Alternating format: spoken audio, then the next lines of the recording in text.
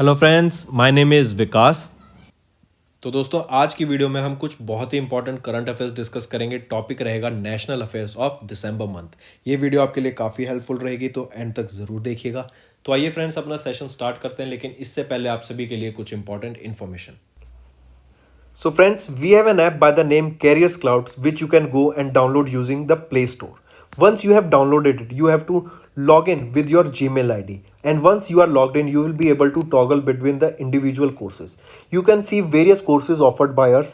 In those courses, we provide you PDFs on daily basis, weekly basis as well as monthly basis.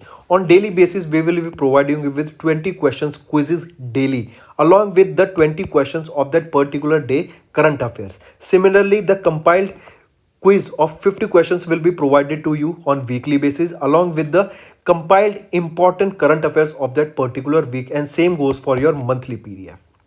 These courses are very important. They are highly important as they are prepared by the various teachers that help you to prepare as well as to give you the command over that particular subject. These course you can share, we provide for banking awareness. We provide you with multiple questions, multiple informations regarding that particular exam.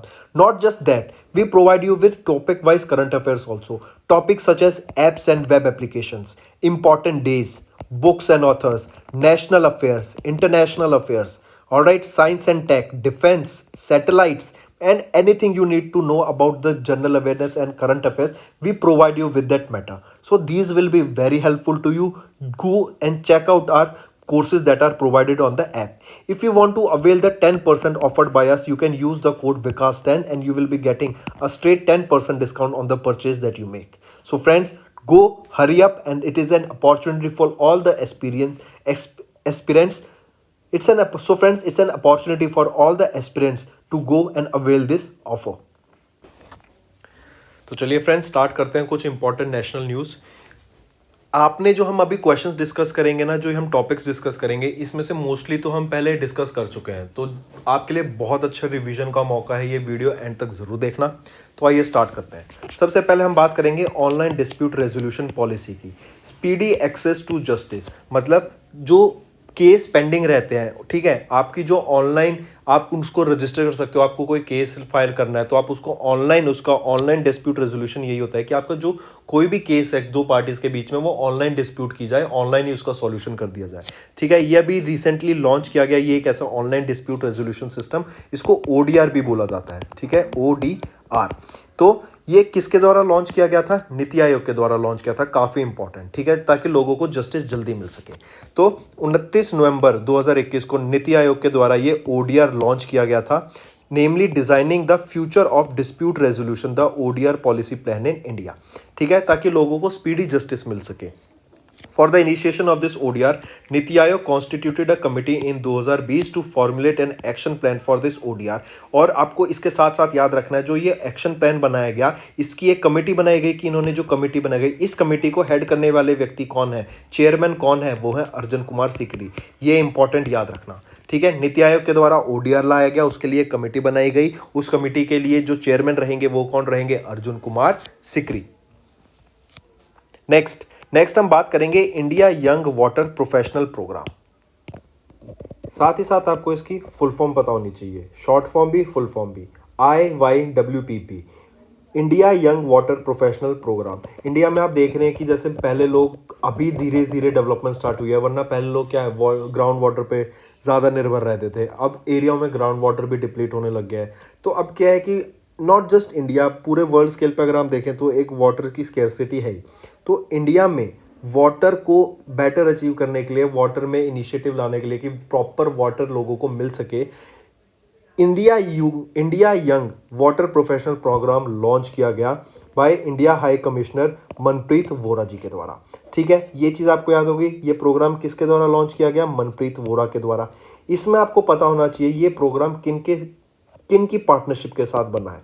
India and Australia. काफ़ी important question ये बन सकता है आपका कि India young water professional program किन दो countries की रिलेशनशिप या पार्टनरशिप के साथ बनकर स्टार्ट किया गया? मनप्रीत वोरा जी के द्वारा जो लॉन्च किया गया था, तो ये इंडिया एंड ऑस्ट्रेलिया की पार्टनरशिप के साथ इसको लॉन्च किया गया था। ठीक है, फर्स्ट एडिशन इसका लॉन्च किया गया है India young water professional programme का, launched virtually to provide structured platform for capacity building with strategic and long term investment to support the water management reforms in India. तो ये पहला edition था India young water professional programme का। ठीक है, चलो next हम बात करेंगे 52nd international film festival of India IFFI। कहाँ पे हुआ था? गोवा में हुआ था। कब हुआ था? 20 से 28 नवंबर के बीच में। डेट इतनी इंपॉर्टेंट नहीं है बट स्टिल फिर आ जाता है कौन सा एडिशन था ये आपका 52nd एडिशन था international film festival of India का। कहाँ पे हुआ था? गोवा में हुआ था। बहुत इंपॉर्टेंट। इसके साथ साथ याद रखना कि इसी के दौरान सत्यजीत रे life time achievement award start किया गया। फर्स्ट टाइम 2021 में आपका ये सत्यजीत रे लाइफ टाइम अचीवमेंट अवार्ड दिया जाएगा during this India international film festival of India, जो कि गोवा में हुआ था। ठीक है, इसका 52nd एडिशन था, ये आपको याद रखना है। मूविंग ऑन, नेक्स्ट हम बात करेंगे सेंट्रल गवर्नमेंट ने अप्रूव किया अभी स्कीम फॉर इन्वेस्टमेंट प्रमोशन, जिसको SIP बोलते हैं। ठीक है, इसके कंटिन्यूशन को अप्रूव कर दिया। इसका जो ड्यूरेशन है ना 5 साल का, आपको याद रखना है कि 21-22 से लेके 25-26 तक ये आपका स्कीम फॉर इन्वेस्टमेंट प्रमोशन चालू रहेगा। लॉन्च किसके द्वारा किया गया था? ये सेंट्रल गवर्नमेंट के द्वारा इसको लॉन्च किया गया था। इसकी इम्प्लीमेंटेशन एजेंसी जब आपको पता होनी चाहिए वो है DPIIT, department for promotion of industry and internal trade. ये आपकी इम्प्लीमेंटिंग एजेंसी है DPIIT। ऑलराइट, 970 करोड़ रुपए की लागत लगाई गई है इसमें। लॉन्च किया गया ministry of commerce and industry के द्वारा 5 साल के लिए, 2021-22 से 2025-26 तक। ठीक है, और ये SIP क्या है कि एक सेंट्रली स्पॉन्सर्ड स्कीम है। किस रीज़न की वजह से इसको लॉन्च किया गया? ताकि इंडिया में FDI को ला सके। FDI होता है फॉरेन डायरेक्ट इन्वेस्टमेंट, मतलब बाहर के जो इन्वेस्टर हैं दूसरे देशों के, वो इंडिया में आके इन्वेस्टमेंट कर सके। ऑलराइट, चलो नेक्स्ट हम बात करेंगे पीयूष गोयल जी की। इन्होंने अभी 40th edition of India international trade fair को इनॉग्रेट किया। कहाँ पे होता है ये? प्रगति मैदान में होता है आपका इंडिया इंटरनेशनल ट्रेड फेयर। ठीक है, इस दौरान गोल्ड मेडल यहाँ पे किसको मिला? कौन से स्टेट को मिला? बिहार को मिला। ये भी आपको याद रखना है। ठीक है, बिहार के साथ साथ आपको याद रखना है बिहार ही आपकी पार्टनर स्टेट थी। ठीक है, 40th India international trade fair की जो पार्टनर स्टेट थी वो कौन थी? बिहार थी। ठीक, काफ़ी इंपॉर्टेंट, और बिहार को ही गोल्ड अवार्ड मिला एट IITF 2021। ठीक है, कमिंग बैक, पीयूष गोयल के ने इनॉग्रेट किया आपका 40th edition of this India international trade fair, जो कि प्रगति मैदान में हुआ था न्यू दिल्ली में। ठीक है, फिर आपको याद रखना है इसके दौरान जो मोटिव था, जो इसका अवेयरनेस क्रिएट की गई थी, वो थी वोकल फॉर लोकल के लिए। मतलब लोकल प्रोडक्ट्स को बढ़ावा दिया जाए, लोकल प्रोडक्ट्स को फेवर किया जाए, लोकल फॉर वोकल की बात की गई है यहाँ पे। ठीक, पार्टनर स्टेट बिहार, और बिहार को ही गोल्ड अवार्ड मिला एट IITF। चलो नेक्स्ट हम बात करेंगे 9th edition of international tourism mart की। ये नॉर्थ ईस्टर्न रीजन में हमें देखने को मिलता है इंटरनेशनल टूरिज्म मार्ट, और इस बार हमें कहाँ देखने को मिला? पहली बार नागालैंड स्टेट ने होस्ट किया। फर्स्ट टाइम आपका इंटरनेशनल टूरिज्म मार्ट कहाँ पे? कोहिमा में। ठीक है, याद रहेगा, काफ़ी इंपॉर्टेंट। कि क्या रीज़न होता है ये इंटरनेशनल टूरिज्म मार्ट ऑर्गेनाइज करने का?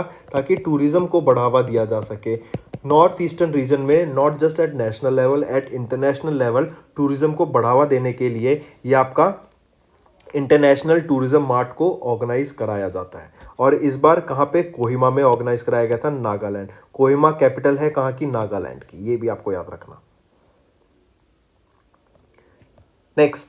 नेक्स्ट हम बात करेंगे नेशनल स्टैटिस्टिक ऑफिसर की। अभी इनके द्वारा अभी एक डाटा रिलीज किया गया जनवरी-फरवरी 2021 के लिए, कि इस दौरान जो एम्प्लॉयमेंट रेट थी ना, हमारी अनएम्प्लॉयमेंट रेट थी, वो कितनी थी? 9.3%। ये डाटा आपको पता होना चाहिए कि जनवरी-मार्च के लिए 2021 की जो अनएम्प्लॉयमेंट रेट थी वो क्या थी? 9.3%। नेक्स्ट हम बात करेंगे भारत डायनेमिक्स लिमिटेड और इंडियन आर्मी के द्वारा एक कॉन्ट्रैक्ट साइन किया गया 471.41 करोड़ रुपीस का।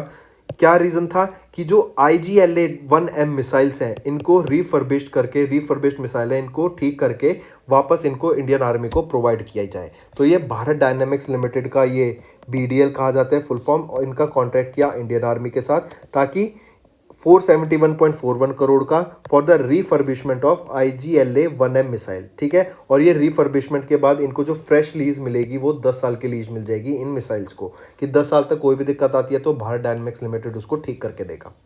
ये आपकी सरफेस टू एयर मिसाइल है, एंड इसको आपको याद रखना है जो IGLA 1M है ये आपका इम्प्रूव वर्जन है Igla man portal missile system का। और ये इंट्रोड्यूस किन के द्वारा की गई थी? सोवियत यूनियन मतलब रशिया के द्वारा, इसको बेसिकली कह सकते हैं USSR के द्वारा इंट्रोड्यूस किया गया था 1986 में। और ये क्या है आपकी? ये एक सरफेस टू एयर मिसाइल है। नेक्स्ट हम बात करेंगे स्मार्ट सिटीज मिशन का। स्मार्ट सिटीज मिशन क्या था? अगर आपको पता हो कि सिटीज को ना एडवांस किया जाएंगे, प्रॉपर सैनिटेशन, रहने का वहाँ पे डेवलपमेंट, सिटी मॉल, ठीक है, आपकी कंपनीज ऑफिस, बड़ी बड़ी कंपनियों के ऑफिस, प्रॉपर डेवलपमेंट के लिए ये स्मार्ट सिटीज मिशन डेवलप करने की बात की गई थी सेंटर के द्वारा, ठीक है। इसका टाइम पीरियड ये स्टार्ट कब किया गया था? 15-16 में इसको लॉन्च किया गया था, और ये 19-20 तक टारगेट था कि इसको 5 साल तक हम सिटीज़ को डेवलप करेंगे, और इसमें अराउंड 100 पार्टिसिपेटिंग सिटीज़ थी। ऑलराइट, लेकिन अब सेंटर के द्वारा जैसे कोविड आ गया, तो कोविड की वजह से अब जो स्मार्ट सिटीज़ मिशन का जो टारगेट था ना उसको इंक्रीज़ करके, टारगेटेड ईयर जो था उसको इंक्रीज़ करके जून 2023 कर दिया गया है। ये आपको याद रखना है, ठीक है। चलिए नेक्स्ट हम बात करेंगे clean energy and climate partnership work program की।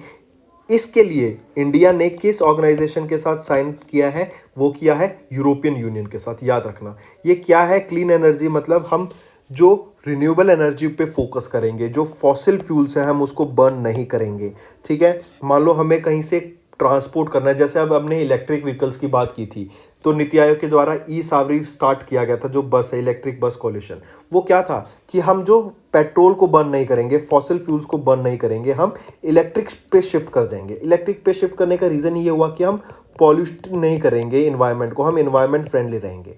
ऑलराइट, तो ये आपको ध्यान में रखना है। सिमिलरली अब हम एक बड़े स्केल पे देखें तो इंडिया ने और यूरोपियन यूनियन की पार्ट ने इम्प्लीमेंट किया है 2016 का Indian European union clean energy and climate partnership को। ऑलराइट, ताकि अब जैसे फैक्ट्रीज होती हैं, फैक्ट्रीज भी क्या है? पॉल्यूशन क्रिएट करती हैं, तो वो अनचेक्ड रह जाता है पॉल्यूशन, वो एटमॉस्फेयर में चला जाता है, कोई ध्यान नहीं देता। अब क्या है कि प्रॉपर निगरानी रखी जाएगी कि अगर कोई फैक्ट्री इंस्टॉल कर रहा है तो क्या वो factory up to the mark है या नहीं, क्या वो कितना पॉल्यूशन वो क्रिएट कर रही है। अगर वो ज़्यादा पॉल्यूशन क्रिएट करेगी तो उन पर उतना ही ज़्यादा हैवी फाइन भी लगेगा। ऑलराइट, तो इस वजह से क्या होगा कि खुद ही जो बिजनेसेस होंगे वो अपने आप को कंट्रोल में रखेंगे कि हमें पॉल्यूशन क्रिएट नहीं करना, एंड वो आपके एनवायरनमेंट को काफ़ी हेल्प करने को मिलेगा, ठीक है। जो energy panel agreed on increase technical corporation in the area of energy efficiency, renewable energy, green hydrogen, grid integration, storage, power market design, interconnection, cold chain and sustainable financing. Next हम बात करेंगे postage stamp की। अभी recently minister of state for communication Devusinh Chauhan, जो आप इनको picture में देख सकते हैं, इनके द्वारा अभी पोस्टेज स्टैंप रिलीज किया गया, वो आप इधर राइट साइड में देख सकते हैं। ये पोस्टेज स्टैंप किसके लिए था? महिंद्रा ग्रुप के लिए था, क्योंकि इनको 75 साल हो गए हैं इनकी कंपनी को टोटल। तो to mark the 75 years of the company of Mahindra group, postage stamp अभी रिसेंटली रिलीज किया गया था देवसिन्हा चौहान जी के द्वारा। ऑलराइट, और किस कंपनी के लिए? महिंद्रा ग्रुप के लिए इसको लॉन्च किया गया था। तो एक बार फिर से देखते हैं, पोस्टेज स्टैंप रिलीज किए गए महिंद्रा ग्रुप के लिए, ताकि क्योंकि उनके 75 साल पूरे हो गए थे कंपनी के, एंड किन्होंने रिलीज किए? देवसिन्हा चौहान जी ने। नेक्स्ट हम बात करेंगे, इंडिया ने अभी रिसेंटली अपना टारगेट अचीव किया है 40% ऑफ पावर जनरेशन का from non fossil fuel resources. अभी नॉन फॉसिल फ्यूल रिसोर्सेज क्या हो गए? इन्होंने नॉन रिन्यूएबल एनर्जी से जनरेट की, जैसे solar power, wind energy, geothermal energy, ठीक है, और न्यूक्लियर एनर्जी। तो इन सब का यूज करके इन्होंने 40% ऑफ पावर जनरेशन की फ्रॉम नॉन फॉसिबल फ्यूल रिसोर्सेज। काफी अच्छा टारगेट अचीव किया है 40% का इंडिया ने। काफी इंपॉर्टेंट, क्योंकि अब हम आगे बढ़ते हुए देख रहे हैं कि हमें जो टारगेट है कि नेट कार्बन जीरो अचीव करना है, हमें नेट जीरो कार्बन क्या मतलब? जितना हम कार्बन प्रोड्यूस कर रहे हैं उतना ही हमारा एनवायरनमेंट, या फिर हम किसी भी सिंथेटिक मेथड से, आर्टिफिशियल मेथड से उतना ही कार्बन एब्जॉर्ब करें, ठीक है। In accordance with the ministry of new and renewable energy, India ने अभी अपना टारगेट अचीव किया 40% पावर जनरेशन का to the capacity of 156.83 gigawatt of energy from non fossil fuels. अब इस 156.83 में से आपने देखिएगा कि 150.05 गीगावाट तो आपका है रिन्यूएबल एनर्जी से, एंड जो बाकी बचा 6.78 गीगावाट ये आपका क्या है, electricity generated by nuclear energy. Alright, अब हम न्यूक्लियर एनर्जी भी देख रहे हैं। जैसे आपको पता होगा ईस्ट प्रोजेक्ट, ये क्या है, चाइना का, जिन्होंने वहां पे अपना न्यूक्लियर कैपेबिलिटी से जो सन का टेम्परेचर है 10 times the temperature of sun achieve कर लिया इन्होंने ईस्ट पे। ठीक है, क्या आप मुझे ईस्ट की फुल फॉर्म बता सकते हैं? फुल फॉर्म कमेंट करो नीचे, ईस्ट की फुल फॉर्म। नेक्स्ट हम बात करेंगे, इंडियन आर्मी ने अभी रिसेंटली इजराइल के हिरॉन ड्रोन्स को प्रोक्योर करा और इनको डिप्लॉय कर दिया लद्दाख सेक्टर में, और वो भी ईस्टर्न लद्दाख सेक्टर में। क्यों? क्योंकि हमें वहाँ पे चाइनीज सर्विलेंस करनी थी। चाइनीज का आपने देखा होगा इंडिया और चाइना के बीच में टेंशन बढ़ता जा रहा है, तो वहाँ पे चाइनीज ट्रूप्स पे मॉनिटर करने के लिए वहाँ पे इंडियन आर्मी ने हिरॉन ड्रोन्स को डिप्लॉय किया जो कि इजराइल से लिए गए थे। ऑलराइट, नेक्स्ट हम बात करेंगे इंडिया आईटीयू ज्वाइंट। इसको इंडिया आईटीयू नहीं, आप इसको ऐसे लिखो डीओटी और आईटीयू। डीओटी क्या है, department of technology, and ITU क्या है, इंटरनेशनल टेलीकम्युनिकेशन यूनियन। तो डीओटी किसके अंडर आता है, मिनिस्ट्री ऑफ कम्युनिकेशन के। ये दो चीज क्लियर। अब आईटीयू एंड डीओटी इन दोनों के द्वारा मिलके एक ज्वाइंट साइबर ड्रिल लॉन्च किया गया। ठीक है, ये कंडक्ट कराया गया था cyber drill ITU and DOT के द्वारा। रीजन क्या था, ये एक 4 दिन का वर्चुअल इवेंट था। रीजन क्या था, इन्होंने सीएनआई सिस्टम्स होते हैं क्रिटिकल नेटवर्क इंफ्रास्ट्रक्चर ऑपरेटर्स, इस पे वर्क करने के लिए। ये इनका सीएनआई का काम क्या होता है, ये आपकी जो सिक्योरिटी होती है ना ऑफ द कंट्री, उसको मेंटेन करते हैं। ऑनलाइन आपका जो साइबर अटैक्स हो गए उस पे, उसको चेक करने के लिए, उस पर प्रॉपर मॉनिटरिंग करने के लिए ये चीज़ें होती हैं। तो आपका साइबर अटैक्स ना हो इंडिया पे। आप जैसे आप देख रहे हैं, कभी ट्विटर पे कभी किसी मिनिस्टर की आईडी हैक करके एलन मस्क लिख देते हैं, तो कभी किसी की। तो ये क्या है, ये साइबर अटैक्स होते हैं। तो इनको अवॉइड करना, डाटा लीक नहीं होना चाहिए। तो ये इन चीज़ों को अवॉइड करने के लिए ये साइबर ड्रिल कंडक्ट कराई गई थी आईटीयू एंड डीओटी के द्वारा। नेक्स्ट हम बात करेंगे हॉर्नबिल फेस्टिवल का। किस स्टेट में हॉर्नबिल फेस्टिवल मनाया जाता है, नागालैंड में मनाया जाता है। काफ़ी इंपॉर्टेंट, ये 10 दिन लंबा फेस्टिवल होता है, और अभी governor of Assam and Nagaland के जो प्रोफेसर जगदीश मुखी जी हैं, उनके द्वारा इसको इनॉग्रेट किया गया था, 10 दिन लंबा फेस्टिवल। और नागालैंड का फेस्टिवल जो कि हॉर्नबिल फेस्टिवल है, इसका 22nd एडिशन हमने देखने को मिला इस बार। इसको फेस्टिवल ऑफ फेस्टिवल भी बोला जाता है, ये भी आप याद रखिएगा। तो कितनी चीज़ हो गई, 22वां एडिशन हॉर्नबिल फेस्टिवल का, जो कि नागालैंड में मनाया जाता है। इसको इनॉग्रेट किया गया जगदीश मुखी जी के द्वारा, एंड ये 10 दिन लंबा फेस्टिवल होता है, और इसी फेस्टिवल को फेस्टिवल ऑफ फेस्टिवल भी बोला जाता है। नेक्स्ट हम बात करेंगे स्वच्छ टेक्नोलॉजी चैलेंज के बारे में।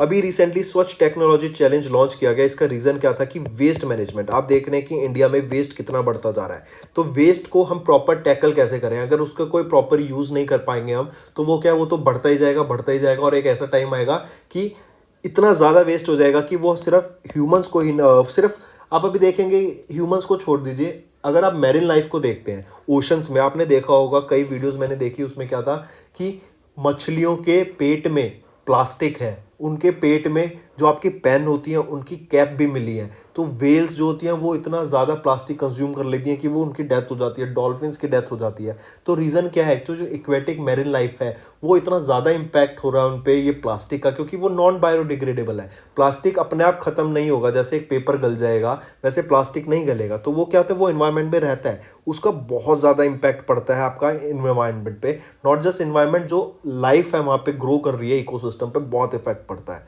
और अगर एक इकोसिस्टम पे इफेक्ट पड़ेगा तो याद रखना उससे रिलेटेड फूड चेन्स में ऊपर नीचे दोनों कुछ ना कुछ होते हैं, तो उन पे भी इफेक्ट पड़ेगा। मान लो जैसे अगर शेर और हिरन की कहानी है, अगर हिरन खत्म हो गए तो शेर किनको खाएगा, शेर फिर बैलों को खाने लग जाएगा, बैल भी खत्म हो गए। तो ऐसे अगर धीरे धीरे कुछ खत्म होता जाएगा तो एक ऐसा टाइम आएगा कि शेर की भी प्रजाति खत्म हो जाएगी।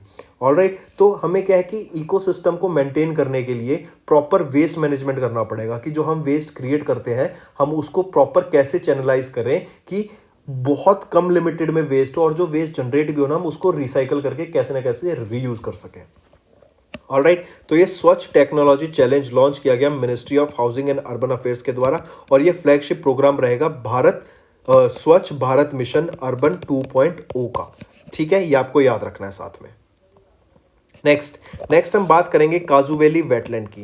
काजू वैली वेटलैंड किस स्टेट में है? ये आपका तमिलनाडु में है और इसको अभी रिसेंटली बर्ड सेंचुरी डिक्लेयर किया गया है। याद रखना, ये 16th बर्ड सेंचुरी डिक्लेयर किया गया है इंडिया का और ये कहाँ पर है? तमिलनाडु में है। ठीक है, 16th bird sanctuary Kazhuveli wetland कहाँ पे है? Villupuram district of Tamil Nadu. All right, and इसके साथ साथ याद रखना जो वाइल्ड लाइफ प्रोटेक्शन एक्ट है, वाइल्ड लाइफ प्रोटेक्शन एक्ट, ये कब आया था? 1972 में आया था और काजू वैली वेटलैंड को ही रेफर किया जाता है as the second largest brackish water lake in south India after Pulicat lake. Pulicat lake पहली लार्जेस्ट ब्रैकिश वाटर लेक है और ये आप मुझे बताओ कहाँ पे लोकेट करती है? स्टेट बताना आपको मुझे, ये आपका सेकेंड होमवर्क हो गया। नेक्स्ट हम बात करेंगे, फिर से आप देखिए वेस्ट वाइज सिटीज आ गया। ठीक है, नीति आयोग एंड सीएससी के द्वारा वेस्ट वाइज सिटीज ये एक रिपोर्ट को रिलीज किया गया जो कि काफ़ी इंपॉर्टेंट है। पूरी रिपोर्ट का नाम आप देखिए, यहाँ पे है waste wise cities best practices in municipal solid waste management. कि मतलब जो वेस्ट जनरेट होता है, जैसे आपने स्कूल में देखा होगा वेस्ट भी दो तरीके का होता था, आपने ध्यान दिया हो तो दो आपके डस्टबिन रखे जाते थे, एक ग्रीन और एक रेड जो अलग होता था। रिन्यूएबल के लिए ग्रीन होता था कि जैसे आपका जो भी फूड से रिलेटेड पेपर हो गया वो आप डालेंगे ग्रीन में जो कि रिन्यूएबल होगा एंड वो आगे फर्दर उसी से जाएगा। और एक होता था प्लास्टिक के लिए कि जो भी आपका फूड रैपर्स हो गए या प्लास्टिक से रिलेटेड बॉटल्स या जो भी रिलेटेड हो गया वो आपका था नॉन रिन्यूएबल, वो आता था रेड में कि ये नॉन रिन्यूएबल है। तो ऐसे ही आपकी एक रिपोर्ट रिलीज की गई नीति आयोग के द्वारा एंड सीएससी होता है centre for science and environment, इन दोनों के द्वारा मिलकर एक रिपोर्ट रिलीज की गई waste wise cities best practices in municipal solid waste management. ठीक है, कि इंडिया का जो वेस्ट मैनेजमेंट है उस पर वर्क करने के लिए कि हम कैसे आगे प्रोसीड कर सकते हैं उसमें बात की गई। याद रहेगा, NITI Aayog and CSC. Next हम देखेंगे, जब मैंने अभी आपको बताया नीति आयोग के द्वारा क्या लॉन्च किया गया, ई सावरी इंडिया ई बस कोलिशन। ये क्या है कि बसेस आपने देखा होगा पहले पेट्रोल एंड आपका डीजल पे वर्क करती हैं, तो इससे क्या होगा, इससे आपका पॉल्यूशन क्रिएट होता है। पॉल्यूशन होगा तो कार्बन रिलीज होगा और पॉल्यूशन क्रिएट होगा, इससे आपकी ग्लोबल वार्मिंग बढ़ेगी। तो क्या है आपको पता, और बसेस ऐसी चीज़ें ये आपकी रन करेंगी कंगी, एक बड़ी प्राइवेट ट्रांसपोर्ट हो जाता है, ये पब्लिक ट्रांसपोर्ट हो जाता है। तो उस बेशक जो फ्रैक्शन होगा पॉल्यूशन कम होने का वो बहुत कम होगा, लेकिन स्टिल वो एक इम्पैक्ट डालेगा आपके एनवायरनमेंट पे। इससे क्या होगा कि कार्बन रिलीज नहीं होगा इलेक्ट्रिसिटी से, तो ये आपका क्या है, एक रिन्यूएबल सोर्स ऑफ एनर्जी हो जाएगा, ये आपके एनवायरनमेंट को काफ़ी बेनिफिट करेगा। तो नीति आयोग के द्वारा एक स्कीम ई सवारी इंडिया ई बस कोलिशन, ई सवारी मेन है, याद रखना। ई सवारी किन के द्वारा लॉन्च की गई थी? नीति आयोग के द्वारा इसको लॉन्च किया गया along with coalition with convergence energy service limited, इनके द्वारा मिलकर इसको लॉन्च किया गया अलॉन्ग विद नीति आयोग, ई सवारी इंडिया बस इलेक्ट्रिक बस कोलिशन को। ठीक है, काफ़ी इंपॉर्टेंट, याद रहेगा। जैसे अब आप देखते हैं क्यों ये इंपॉर्टेंट, अगर छोटे स्केल पे आप समझना चाहें, हर स्कूल में स्कूल बस होती है। अब हर स्कूल बस को आप इलेक्ट्रिक कर दो तो आप ये देखिए ना उस बस के डेली कितने चक्कर लगते हैं, ले जाना आना डेली का, तो कितना ज़्यादा पॉल्यूशन क्रिएट कम हो सकता है अगर हम हर स्कूल में इलेक्ट्रिक बस, और इवन पब्लिक ट्रांसपोर्ट में देखा जाए जो गवर्नमेंट की बसेस होती हैं उसको भी हम, दिल्ली ने अभी रिसेंटली किया है, दिल्ली ने अपनी बसेस को इलेक्ट्रिक कर दिया है एंड पहला क्लस्टर उन्होंने लॉन्च किया है, धीरे धीरे वो बाकी और क्लस्टर लॉन्च करेंगे, तो आप उससे देखिए कितना ज़्यादा बेनिफिट मिलेगा। ऑलराइट, ये धीरे धीरे इनिशिएटिव शुरू होते हैं, एक साथ आप सारी बसेस को चेंज नहीं कर सकते। कमिंग बैक, नीति आयोग ने इसके साथ साथ याद रखना है एक डिजी बुक को लॉन्च किया, इनोवेशंस फॉर यू, और ये इनोवेशंस फॉर यू ये बुक है, ये हेल्थ केयर स्टार्टअप्स पे फोकस करेगी। ठीक है, इनोवेशंस फॉर यू किसके द्वारा लॉन्च की गई बुक? नीति आयोग के द्वारा, और ये किस पे फोकस करेगी? हेल्थ केयर स्टार्टअप्स पे। नेक्स्ट हम बात करेंगे इंडिया स्किल रिपोर्ट के बारे में। इंडिया स्किल रिपोर्ट क्या बताती है कि कौन सी स्टेट में लोगों को स्किल ज़्यादा प्रोवाइड की गई, कहाँ पे लोगों को फिर उस स्किल से एम्प्लॉयमेंट की जनरेशन हुई, कहाँ पे उस स्टेट में लोगों को स्टेट के ही द्वारा आपकी स्किल्स के बेसिस पे एम्प्लॉयमेंट अपॉर्चुनिटीज प्रोवाइड की गई। तो इंडिया स्किल रिपोर्ट का डाटा देखें तो इसमें महाराष्ट्र ने अपना टॉप स्पॉट रिटेन किया है, काफ़ी इंपॉर्टेंट, याद रखना। और इसको बोला गया among all the states of India, ये मोस्ट एम्प्लॉयबल टैलेंट या मोस्ट एम्प्लॉयबल स्टेट बोली गई है इंडिया की। ठीक है, according to the India skill report of 2022, याद रखना, काफ़ी इंपॉर्टेंट। ये 9th एडिशन था आपका इंडिया स्किल रिपोर्ट का 2022 का। रिलीज किसके द्वारा किया गया? वी बॉक्स के द्वारा रिलीज किया गया। महाराष्ट्र ने कौन सा स्पॉट रिटेन किया? टॉप स्पॉट रिटेन किया। ठीक है, इसके बाद आ जाती है यूपी और फिर केरला। फिर आपको इसकी थीम पता होनी चाहिए, क्या है इंडिया स्किल रिपोर्ट की? Rebuilding and re engineering the future of work. I repeat, rebuilding and re engineering the future of work, ये थीम रहेगी आपकी इंडिया स्किल रिपोर्ट 2022 की। ठीक है, फिर आप ध्यान रखिए states with maximum hiring activity, Maharashtra, Karnataka, Tamil Nadu, इन पे सबसे ज्यादा have higher job demand. Next हम देखेंगे research and development of NavIC messaging service. NavIC messaging service की रिसर्च एंड डेवलपमेंट के लिए अभी इसरो के कौन हेल्प करने वाला है? ओप्पो हेल्प करेगा इसरो को for strengthening the research and development of NavIC messaging service, जो कि एक इंडियन सैटेलाइट नेविगेशन सिस्टम है। ठीक है, तो नेविक क्या है आपका? एक इंडियन सैटेलाइट नेविगेशन सिस्टम। इसके रिसर्च एंड डेवलपमेंट में कौन हेल्प करेगा इसरो की? ओप्पो हेल्प करेगा। इनके बीच में टाई अप हुआ कि हम आपकी रिसर्च एंड डेवलपमेंट में हेल्प करेंगे, आप हमको अपने बाकी जो एक्सपीरियंस है, जो आपकी टेक्नोलॉजी है, उसके साथ हेल्प करना। ठीक है, Oppo Chinese smartphone maker company है, लेकिन ओप्पो इंडिया के साथ आपका इसरो ने ये टाई अप करा है। ऑलराइट, याद रहेगा। और किसके लिए? नेविक मैसेजिंग सर्विस के लिए, जो कि एक इंडिया का सैटेलाइट नेविगेशन सिस्टम है। इसके साथ साथ अगर आपको याद हो, अभी रिसेंटली आया कि जो न्यू चेयरमैन बने हैं, सबसे इंपॉर्टेंट क्वेश्चन तो ये बन जाता है आजकल, न्यू चेयरमैन ऑफ इसरो कौन है? साइंटिस्ट एस सोमनाथ जी। ठीक है, एस सोमनाथ जी नए चेयरमैन बने हैं किसके? इसरो के। इन्होंने रिप्लेस किया है के सिवान सर को।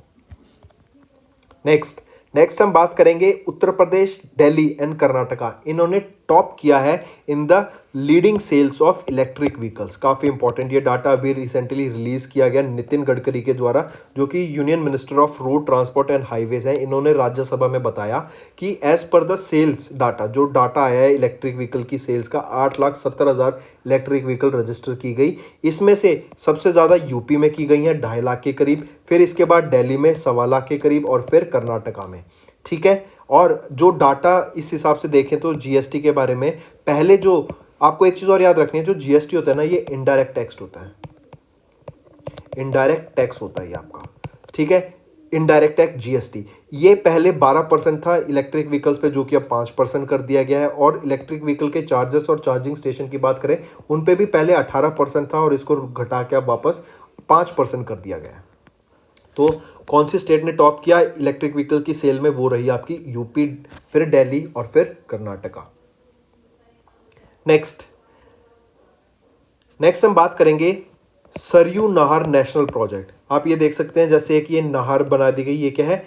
पूर्वांचल रीजन में प्रॉपर वाटर प्रोवाइड करने के लिए फार्मर्स को, या फिर जो नॉर्मल लोग वहाँ पे विलेजेस हैं, लोग रहते हैं वहाँ पे, प्रॉपर वाटर का सप्लाई प्रोवाइड करने के लिए ये सरयू नहर प्रोजेक्ट को इनॉग्रेट किया गया प्राइम मिनिस्टर नरेंद्र मोदी जी के द्वारा। और ये कहाँ पर आता है? उत्तर प्रदेश में।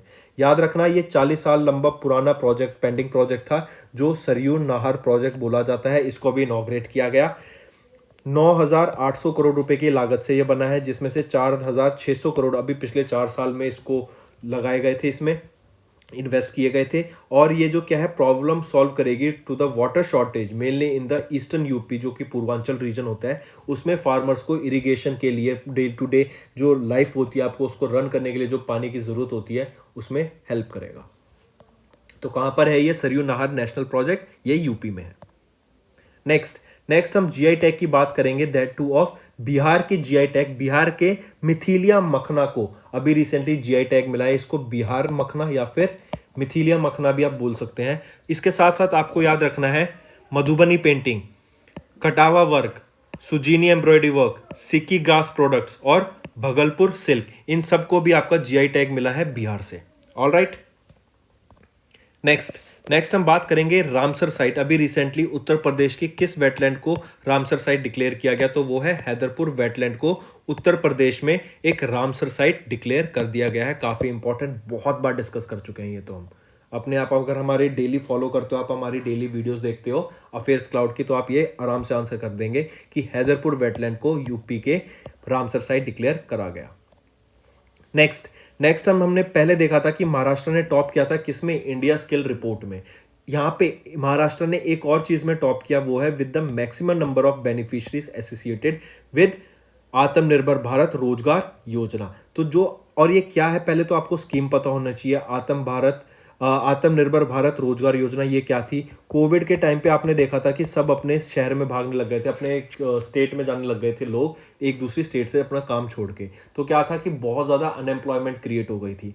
तो सरकार के द्वारा ये स्कीम लॉन्च की गई थी कि जो एम्प्लॉय, हम, एक होता है एम्प्लॉयर, एक होता है एम्प्लॉय। एम्प्लॉयर होता है कि जो आपको जॉब देगा, एम्प्लॉय होता है जो जॉब करेगा। तो सरकार के द्वारा ये इनिशिएटिव लाया गया कि जो जो एम्प्लॉयर है और जो एम्प्लॉय है, दोनों दोनों को सरकार की तरफ से कुछ परसेंटेज ऑफ वेजेस मिलेगी कि आप उन लोगों को काम पे रख रहे हो इसलिए आपको कुछ पैसा, और जो काम कर रहा है उसको काम करने के लिए कुछ पैसा सरकार की तरफ से दिया जाएगा।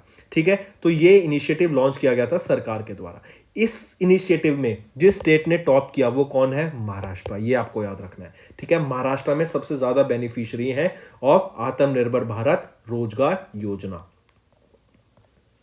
नेक्स्ट हम बात करेंगे इंडिया इंटरनेशनल साइंस फेस्टिवल की। अभी रिसेंटली हमने 7th edition of India international science festival देखा, कहां पर? पणजी में ये ऑर्गेनाइज कराया गया था।